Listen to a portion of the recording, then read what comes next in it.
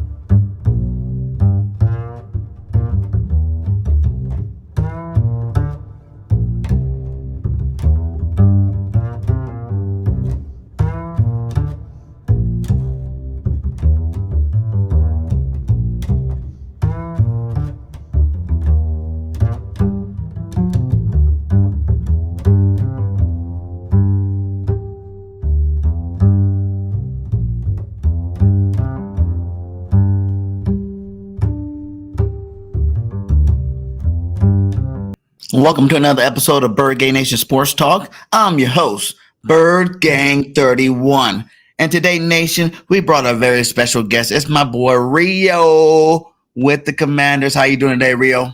I'm doing lovely, man. It is Thursday. We're almost to another game week, and I am so glad that the Detroit week is over. I'm ready to move on to our first divisional matchup of the season. Thanks for having me, my guy. Yes, sir. Yes, sir. It is week 3 division matchup in Washington. You know, I know you guys slipped up last week, but you know what I'm saying? You guys still got a team there. So tell me what happened last week. What do you think happened with the Commanders over there? We came in unprepared, uninspired, and we got our manhood taken. Like both sides of the ball up front. We got taken to the woodshed. We got taken to the showers at prison. No soap, and it was just a bad. Like it was a lot of man cards taken on that field in Ford Field on Sunday, and we didn't give Carson a chance to do anything offensively until the second half, where him and our receiver trio of ballers gave our team a pulse. But we were outcoached, out schemed, and it was terrible on Sunday. But hey, I'm appreciative of having Carson Wentz, and Philly fans, y'all can say whatever y'all want to about the guy. He is tied for the league lead in touchdowns and in top 5 in about all important quarterback metrics after 2 weeks of the season. So does that include interceptions too? Hey, 3 interceptions, man. We know he's not a high pick throwing guy. He's thrown 3, but you know, he's bounced back from them and he's clutched us out week 1 and gave us a chance week 2. If only he could play defense, because we don't have none of that here in DC right now. What is going on with that defense? You know, all them first round draft picks on that D line. You would think that this is the best defensive line in football. But I feel like since they've been all together, I haven't really seen them dominate like they should. You think that's coaching, the players, health, a little bit of everything? What are you thinking? Oh, it's a mixed bag of everything. First of all, Jack Del Rio's scheme, I call it Swiss cheese because there's holes all over it. We're in loose zones and there's holes for quarterbacks to pick us apart. We let Jared Goff look like 2007 Tom Brady on the undefeated Patriots on Sunday. We didn't sniff him. The sacks we got on him, they came in like the first 2 drives of the game. He was comfortable for the rest of the night. We get no pass rush at all, interior or from our edge guys. Montez Sweat, one of our first round picks you were just talking about. Mm-hmm. All I hear about is, he has the highest pressure rate in the league. You know what he doesn't get? Sacks. He has 0 through 2 weeks. He hasn't had double-digit sacks yet, and I'm waiting for the day where him and a healthy Chase Young can actually get to the quarterback. Goff's not nice. He's an average NFL quarterback who had a magical season or 2 under the boy genius known as Sean McVay in LA, and we made him look like an elite all-pro top-tier quarterback on Sunday. The secondary's terrible. We don't have one good corner on this roster. Cam Curl's been out, so our safeties have been bad. We're not even in position to force turnovers. We've lost the turnover battle in both weeks so far, and I cannot really tell you any good things about this defense right now. I didn't hear one. I like it though. Being an Eagles fan, our offense is clicking pretty well. Through 2 weeks, how do you like the Eagles? How do you think we're doing so far? I know we're 2-0, but season's still early. Jalen Hurts and them boys are really moving it. What's your expectations for this football team going against yours? For one, Nick Sirianni is dialing it the hell up for you guys, because the first thing you notice about this team is your wide receivers are running butt naked up the field on people. They're so wide open on a consistent basis. Like, it is ridiculous. The scheme is great. And I'll have to eat crow on the Jalen Hurts thing, because I've said Jalen Hurts can't throw the football. I've said all this stuff. That boy looks damn good right now, and he is clicking on all cylinders. But it's time that somebody brings y'all back to life a little bit, because I'm not ready to buy the Eagles Super Bowl NFC favorite hype yet. Somebody got to bring y'all down a notch. Somebody got to bring y'all down a notch, and it would be perfect if it is us. I'm ready for this game on Sunday. I don't know if I'm gonna predict us winning this week, but I'll say we'll have a shot to. Yeah. Hey, good question here. Like you said, no cornerback. Those 3, I think they're one of the best trios in the NFL, with A.J. Brown, Devontae, and Quez Watkins, man. You guys gonna stop that, man? I will ask the same question, because we have a 3-headed monster of a receiving core as well. Terry, Curtis, and Dotson are balling. And I will say, Dotson through 2 games already looks like the most skilled and nuanced receiver on the team, and he's only played 2 games in the NFL. Pennsylvania people, y'all probably know him well, being a Penn State guy. But our receivers, we lead the league in explosive offensive plays and chunk plays in the passing game right now. So I would ask the same question to you guys. Oh, you can ask all you like. You already know what I'm answering with.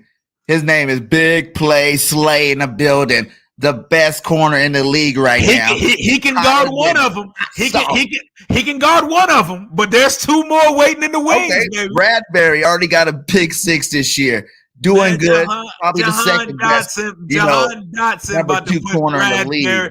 Jahan Dotson about to put Bradbury on skates on. Wait. And then did I forget the other one? See, all 3 of these guys already got picks this season. Avonte Maddox in the slot. We got corners. We got and Curtis Samuel is fully healthy again, and he's looking good. We got a 3-headed monster too. Y'all got one, but so do we. We got a 3-headed monster on that defensive backfield too that you guys don't got. Yeah, we do not have that. You got that absolutely correct. That's the difference here. Even Minnesota last week. Talking to the Minnesota Vikings fans, they're like, "Yeah, how you gonna stop?" What's the boy name is Jefferson. Thielen and them boys. And I'm just like, dude, we got some really good cornerbacks, and our defense, is in year 2. They seem to be playing a little bit better. I would like to see more sacks. I would definitely like to see more sacks, but they're playing a lot better. this the last week and this year in general. I think our game plan Sunday, we need to come out firing. Like there's this thing we try to force the run, and our starting running back was supposed to be Brian Robinson before he was tragically shot a couple times. yeah. It was literally the day before we named him the starting running back. He got shot going to get some crabs on a Sunday afternoon in DC. By some miracle, that bullet didn't hit anything that mattered in his knee or leg, and he'll probably be back in October. But he was supposed to be the bell cow back here, and we've had to start Gibson. Gibson needs to be out in space and catching passes and stuff. Gibson runs not to fumble at this point. You can tell it's a mental thing, and he tiptoes and hesitates to hit the holes. And like he's not offering any run game for us right now. So we need to just abandon the run off break and just come out passing. And we need to come out with some route concepts that if you guys are bringing the heat at Carson can get rid of the ball, because versus the Lions, they're sending heat at us every play, and I don't see any mesh concepts. I don't see any crossing routes, and I don't see any running backs in the flats. We're running a bunch of vertical stuff when he doesn't have the time to drop back and throw it, and that's why the first half looked like an abstract disaster. But yeah. We gotta air it out. We gotta come out early. We need Carson to be in revenge mode on Sunday, man. So you're 100% on board with Carson. How much of an upgrade do you think he is over? What was Heineke? I think it's so ridiculously an upgrade. We couldn't even open a good chunk of our playbook because Heineke does not have the arm or the talent to throw outside the numbers or stretch the field with the ball. It is significant. In 2 games, I've seen him make more big-time throws than Heineke made in 16 starts, and that should be the case. There's a reason why Heineke was on the couch a year and a half ago, not playing football, undrafted, trying to get his degree to get on a coaching staff. And a guy that was picked second in the draft and was traded up for should be better than that. But it's a significant upgrade. Anybody who tells you otherwise, they're on the juice for sure. Are you worried about Carson having a good season and good big start of the season? Over in Indy last year, he had a good. I think his season was pretty good last year. Yeah, he could have been better. Did he choke at the end of the season? Yes. No. The team choked at the end. He did not choke it. They choked, and just like they lost versus Jacksonville to clinch the playoff spot. For the 7th year in a row, the Jags have beat the Colts in Jacksonville. They shut them out 24-0 last week, and I guess that is Carson's fault too. They've lost to this team 7 consecutive times in Duval County, so Carson ain't nothing I'm worried about on this team. All my concerns about this team fall at other positions and mostly on the defensive side, starting with the coordinator, because Jack Del Rio is not it at all. Nah, the whole team cheat. There's context to it. There's a lot of context to it. So you're in on him. Carson's not the problem. It's not at all the problem. You're ready to see what he got this season and how many games he can win for you guys. So what do you think's going to happen to fix this defense, man? Like, what do you think got to happen? Players got to play better. You need some better coaching. You think you guys fire your defensive coordinator before the end of the season? Ron is so loyal to his guys, so I don't know if I can see him firing him.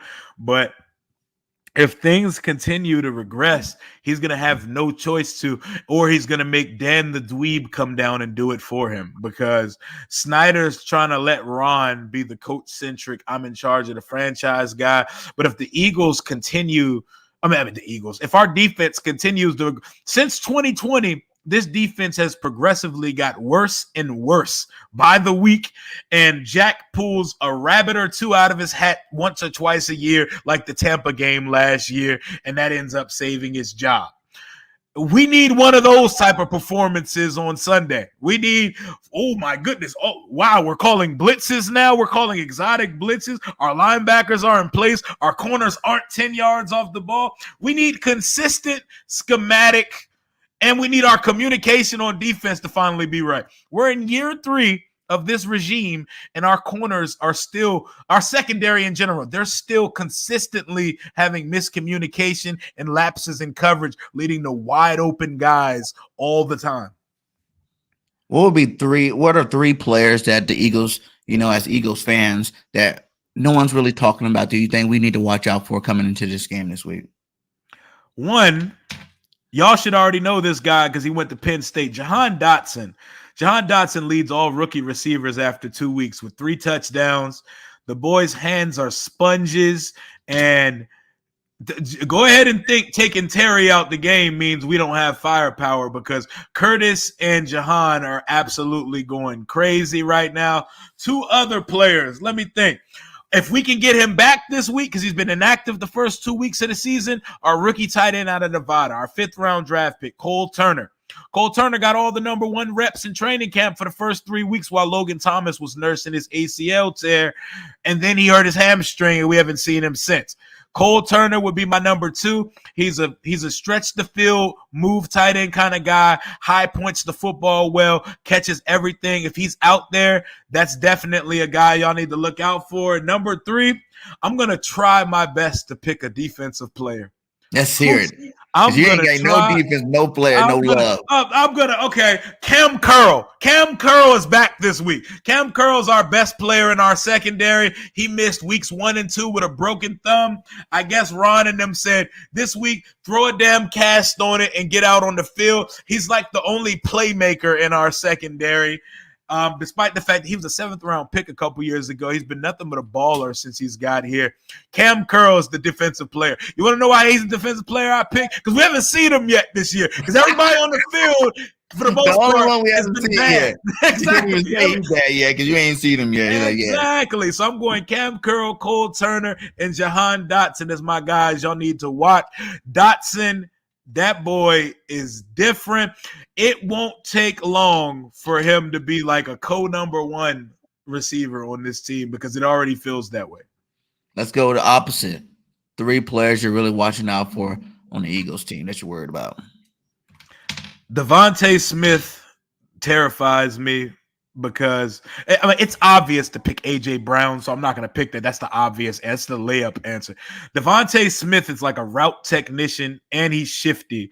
I don't really see what corner that we have that's going to stay with him. It damn sure ain't Kendall Fuller, and William Jackson not covering me right now, so he definitely worries me. Another player I'm worried about is James Bradbury. James Bradbury, we're probably going to be throwing his way a lot on Sunday. Mm-hmm. And like Wentz, like what he brings to our offense, Wentz is going to give y'all some chances to make some plays at some point of the game. And he's a good playmaking cornerback. So he's definitely somebody I'm watching out with. But number 1 on my list is going to be Dallas Goedert. Our linebackers are so putrid. Jamin Davis and Cole Holcomb are so bad and so bad in coverage that I could, like, if you have Dallas Goedert on your fantasy team, you start him without a moment's hesitation versus this Washington defense, because we ain't got a linebacker worth a damn on this unit right now. Oh man, from what I'm hearing, it seems like it's about to be an easy game. You know what I'm saying? I don't think. How do you feel? I feel negatively about the defense, but you know how these division games go, man. It's a toss-up. It's keeping it in the family. Y'all know us. We know y'all. Y'all are retooled, but these division games are wacky, and we're still in September, and September football is very week to week. So I think we will have a shot in this game. Will I predict us to win? No. But we have a shot. Y'all aren't going to blow us out. Y'all not going to blow us out at FedEx Field. I feel confident in that, though, at least. No blowout. Nah, it won't not happen. Hell yeah, we will. If y'all win the game, it'll be a 1-possession game. Are you going to the game? Oh yeah, I'll be there. Section 139 is lit. I'll be there tailgating off the early. I heard y'all got 36 buses of people coming down to the stadium. I'll be out there. I'll be out there vlogging it up, man. I want to chop it up with Philly fans in the tailgate in the stadium. And if we win, oh my God, y'all gonna hate me after the game. You gonna go off? Okay. We're gonna see about that. I'm not. I'm really not that worried about the win part. Like I feel like we definitely are the best division team in the division, and I think that we can probably Clearly. pull off, maybe what Dallas did last year and sweep the division. That's what I'm hoping for. Hey, it's early, y'all. Y'all enjoy this success, man, because things get real fast. We just need that one team to bring y'all back to life, and I'm praying it's us this weekend. I'm not calling it, I'm not guaranteeing it, but somebody got to bring the Eagles back. And get a reality check needs to come at some point, man. Jalen Hurts, man. Jalen Hurts. That guy's just a leader. Who would you rather have on your team, Hurts or Keep Wins? I'm gonna be biased because I need a real answer. I need to see more Hurts because I am not big on Jalen Hurts. So what he's doing right now is surprising to me because, yes, he is throwing to wide open receivers. That's good. That means y'all have a scheme that keeps your receivers open for him, and he doesn't have to make crazy tight window throws. But I need to see him throw the ball consistently. I need to see more. I like for what we do, Carson Wentz for what we do. I need the big arm quarterback that stretches the field vertically and that does not need to rely on his legs, because at some point, y'all are going to have to rely on just Jalen Hurts' pocket presence. And if he can beat you from the pocket. Last week. Exactly. I'm saying on a consistent basis and in an important game, it has to be a consecutive thing. Like, we got to see if he can put this together week to week. But so far in 2022, I'm eating crow because he looks phenomenal through 2 weeks. How do you see the division shaping out? Give me 1 through 4. It's the NFC East, man. Like, right now, y'all are clearly the top dog. The Giants are somehow 2-0. It is a hideous 2-0, but it's 2-0, and I can't hate on it. They beat the Titans and they beat the Panthers to start the year. Dallas beat the team who won the AFC last year with a backup quarterback. Yeah. We come out, we win week 1 versus the Jags. People say it's the Jags. Then they go out and kill the Colts week 2. It's a crazy league. We go out and we get mollywopped in Detroit week 2. We don't know how this division's going to come down to the end of the season because that's how the NFC East is. Y'all are really good right now. But I don't know if I see anyone running away with the division, especially with how everyone's schedules shake out. There's points of the schedule. Like, this is when the season starts, technically. We play y'all this week. The Giants and the Cowboys play on Monday. So we'll start to get a little picture of how the division will play out for the season right now because we start matching up against each other. And these division wins mean more than ever this year with everybody looking seemingly in the race. Do you think that we go over every team in the division goes over 500? Ooh, that's tough. Somebody in the division is going to win like 7 games. So no, someone's going to win 7 or 8 games in a division. But I think the NFC East is going to be decided in December, and who gets hot in the October, November portion of the season might be where like it's September. Like you can see it with certain teams that it's sustainable, but real football starts being played and teams start getting into a rhythm in the 2nd and 3rd month of the season. So let's see. Let's pump the brakes. Let's see where this goes first. Y'all should be living it up right now because on paper it looks good, and through 2 weeks it looks the part and as advertised from on paper. So we'll I like see. The way you just motivate the team like that, man. We need to get you over there in some Eagles green, my guy. Oh man, never. I like it. Yuck. I like it. Yeah, I clean my car with it. What about you said with the rookies? So, which 3 rookies for your team this year have you been most impressed by? Tragically, we lost one of them in week 1 for Darian Mathis, our 2nd round pick D tackle out of Alabama. He only played 3 possessions. He already had a sack and a tackle for loss. He was balling, and we lost him for the year. Yeah, he had a bad meniscus tear. Like, a meniscus tear usually sounds like something you can come back from, but when you putting up about 320 pounds on them knees, that's a different type of meniscus tear. He's gone for the year. But Jahan Dotson, obviously, Need I say more? He's been every bit as advertised through 2 weeks, 3 touchdowns, and he catches everything. The way he sets up defenders with his routes, the way he stems his routes, it's veteran-like. And you can already tell he has the skill set to be the number one guy here. But another rookie I need to see something from this year is I need to see something from the safety. No. I'm going my guy B-Rob. When B-Rob comes back and takes over the starting running back job, Brian Robinson is going to be huge to this offense because he's going to open up a whole different. We don't have a short yardage back. If we get in a 3rd and short situation, we had to call a jet sweep on 4th and 1 last week, and it worked. Oh, man. It worked, but that's where we're at because J.D. McKissick and Antonio Gibson aren't short yardage backs, and Antonio Gibson's not decisive. Brian Robinson is a north to south runner. That boy's 6 feet tall. That boy's jacked. He's built like a Mack truck. And Alabama running back's been great lately. Yeah, man. He came out and won the job immediately, and he hits the hole in a heartbeat, and nobody wants to tackle that locomotive coming through the hole. We need him desperately, and not a rookie, but man, we need Chase Young to get his ass on a football field as soon as possible. I project it'll be around week 6 or so, but we need him on the football field, and we need him to produce when he's on the football field. 1.5 sacks ain't going to cut it this year. It's time. Do you think it's like with Chase, do you think he earned a bust label or no? He's earned that first-round contract. You know, because he's missed a lot of games, right? Bust, guys, and he hasn't really been pretty. I kind of like maybe not bust, but maybe like our Barnett. You know what I'm saying? Like he looks like he's on. Better.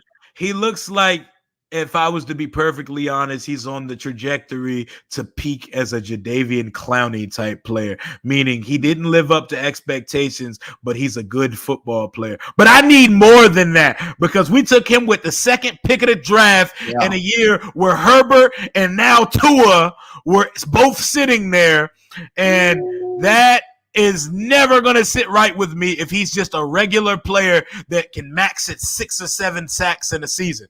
I need him to be a double-digit sack guy. I need Montez Sweat to be a double-digit sack guy. I need return on investment. We drafted 6 players in our front 7 in the first round, and the defense keeps getting worse. It's so frustrating. I want to pull my hair out watching this unit, bro. Man, yeah, man. I don't even know another team to have that many first-round picks on their defensive line like that. That's a lot, man. I'll tell you what. Our first-round pick, you could put us in ink to draft a cornerback in the first round next year because we will be coming for one. Nice, man. What about just outside of the division? Name some players that you really liked through 2 weeks of football. You know.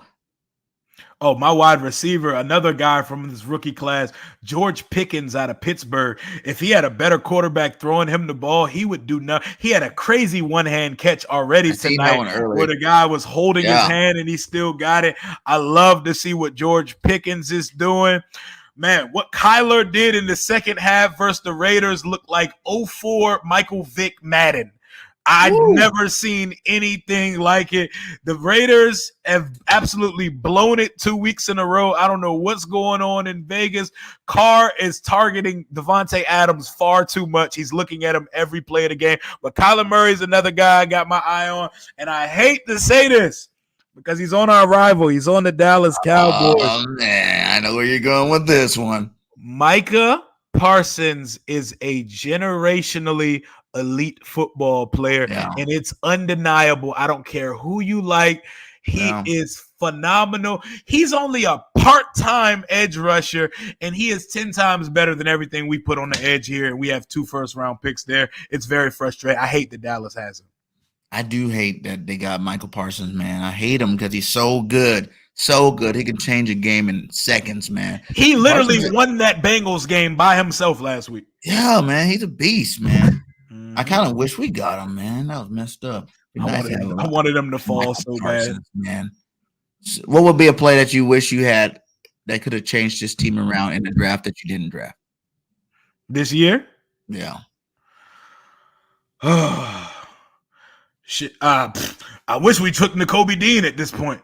I wish we took Nakobe Dean in one of the middle rounds at this point because he lasted way longer than he should. We could really use him right now because Cole Holcomb stinks, and he's the captain and the mic of the defense. Would definitely like to see Nakobe Dean as the mic of this defense, not in the first round, but as a second, third, fourth round pick. I would have loved to have Nakobe Dean, Chad Muma, Devin Lloyd, Leo Chenal. One of those mic backers, I would love to have them right now, or maybe a cornerback at some point in the mid rounds of the draft. I would have loved to have, because we can't cover anything. You can't have Dean. How has he looked for y'all so far? Eagles Washington games have you been to? Me? Yeah. I've been to 2 of them, both at home. I've never been to the Link. I'm considering going up there for the Monday night Carson Wentz reunion game, week 10. If I come up there, don't jump me, guys. I'm good people.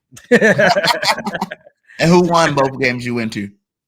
1-1. I've seen us beat y'all, and I've seen us lose to y'all. So 1-1. What's your favorite game you've ever been to? Oh man. 2012, seeing RG3. So some of that RG3 magic, man. There was nothing like it. That was the most hope we've had since we've been there. But I'd say my favorite game that my favorite game that I've been to was 2016. We played Rodgers on a Sunday night. We played the Packers on a Sunday night, and Kirk had like 400 yards and 4 touchdowns in like 25-mile-per-hour wind. I've never seen our offense look like that. That was a great experience, man. That's definitely my number one experience being in the stadium. I wish I had a postseason game to talk about. Cole coming in here hating like that. Yeah, Cole, give us that good juju, Cole. That cowboy love over there. Come on, Cole. We need that, Cole. You just want to see us lose so y'all can try to catch up. It ain't happening, Cole. It ain't happening. All right. Before the season, what do you predict Commanders to have season-wise record? 11-6. Has anything changed with that? Still 11-6? I'm still riding with it until I will let you know after we get through these next 3 games, the Eagles, the Cowboys, and the Titans, whether I'm staying there. But I'm not gonna just jump off after one terrible game. But I like the way the schedule plays out. But the schedule is the schedule. You got to take care of business. Mm-hmm. It was funny. I predicted us to beat Jacksonville and lose to Detroit back in June when we made our predictions. And then I drank the week 1 Kool-Aid and started talking all this trash to Lions fans. Like, nah, we're not losing to the Lions. I should have just stuck with my original plan. Because I said in June, we're going to win week 1 and week 2 is going to be the trap game that we always lose. And it happened exactly how I originally predicted it. But people are underestimating the Lions too, man. They got better this offseason. Even when we played them, man, they scored 35 points on us. Yeah, I believe they've scored 30 plus in 4 or 5 consecutive games dating back to last year. That's a tough team, and they have a great coach, man. I love Dan Campbell. And that defensive lineman Hutchinson, he's a beast. I know. He had 3 sacks in the first half versus us on Sunday. Woo, man, Hutchinson's a beast, man. But yeah, man, it's going to be a great game. Give me 3 hot takes for this game. Make them juicy too. Like 3 hot takes. I got you. 300. No, 400 yards for Carson Wentz on Sunday. 400 yards for Carson Wentz on Sunday. You want hot takes? I got you. He had earlier because I think somebody. I got you. 400 yards of offense from Carson Wentz on Sunday. Another hot take. Jahan Dotson over 100 yards, multiple touchdowns on Sunday. Last hot take. Jalen Hurts turns the ball over twice on Sunday.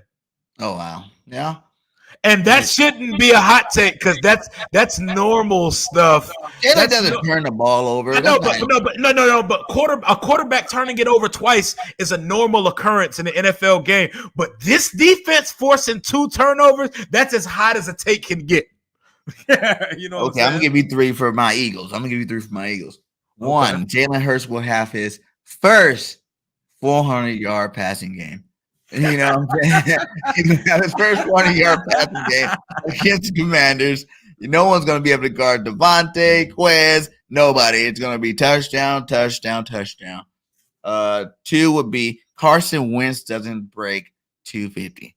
You know what I'm saying? Like maybe he might even be like 200 yards. Nah, that's not happening. That's my hot take there.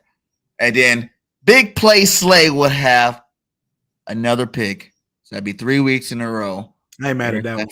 For Big Play Slay. I ain't mad at that one. Y'all definitely Carson Wentz is gonna throw for 300 yards because this offense has to throw for 300 yards. The volume of passing that he's gonna be doing, 300 yards is just gonna come. We stretching that field. What did he throw last week? 337. And the first week? 313. 4 touchdowns week 1, 3 week 2, and he had nothing in the first half. So if he would have had even an average first half, them numbers would be going crazy right now. 250, 1 touchdown. Okay. That'd be my hot take for Carson. Okay. You said no blowout. So what would be your score prediction? 30-27 Philadelphia. Yes. But 27 Philadelphia. I like it. But this is a very winnable game, and we'll have our chance to win the game down the stretch. So I think we can win the game. Whether we will win the game, I wouldn't put any money on that. I've predicted 2 wins. I need to predict the loss this week, just to keep the balance of the world right. So I'm going to predict a 30-27 Philadelphia win we will have a chance to win it down the stretch. We'll see, though. We're going to say that Eagles 35. We can go with 35-14. Carson gets that 1 touchdown. Y'all not doing us like that, bro. 35-14 is what I'm saying, man. Listen, bro, y'all not doing that in front of my eye. Y'all not doing that 10 rows in front of my eyes, bro. I can't sit in the stadium and watch y'all do that to us, bro. I can't believe that it's leave at halftime. Nah, man. Y'all not blowing us out at home like that, man. It's going to be a fight. Y'all going to fight for this one. Y'all going to definitely fight for this one, bro. First division game of the season. No, sir. No, sir. It will not be a blowout in Washington. I will pound the table and say y'all will not blow us out in Washington, man. No blowout. 35-14 is not realistic, he's saying. He's saying it's going to be a 3-point game. It's gonna be a 3 to 8 point game. How much y'all win by? It will be a 1 possession game. Y'all not blowing us out. We're not getting blown out in back-to-back weeks. 42-20. Oh my God! Wow. Now, I'm telling you, this is the perfect week to bring the Eagles back to earth a little bit, bro. It's time. Now you guys will be our trap game. Division. You think we're motivated to go in there and beat the first division team. He's like, oh, we got a better team. We're going in there. Yep. All the money's on Philly. Smacked in the mouth. Smacked in the mouth.